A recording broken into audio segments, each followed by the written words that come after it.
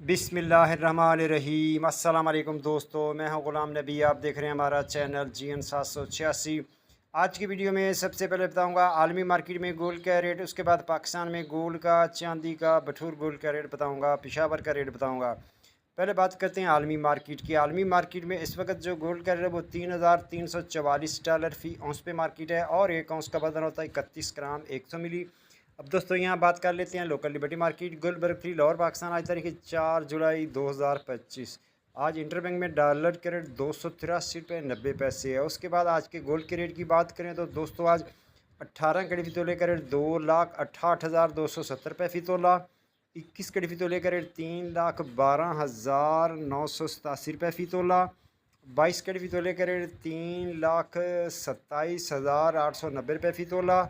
24 carat gold का rate जनाब 3,57,700 रुपये फ़ी तोला। जी हाँ, रेट दोबारा सुन लें। 24 कैरेट गोल्ड का रेट है 3,57,700 रुपये फ़ी तोला। चांदी है 3,540 रुपये फ़ी तोला। बटूर गोल्ड लोकल गोल्ड का रेट है 3,53,500 में सेल है।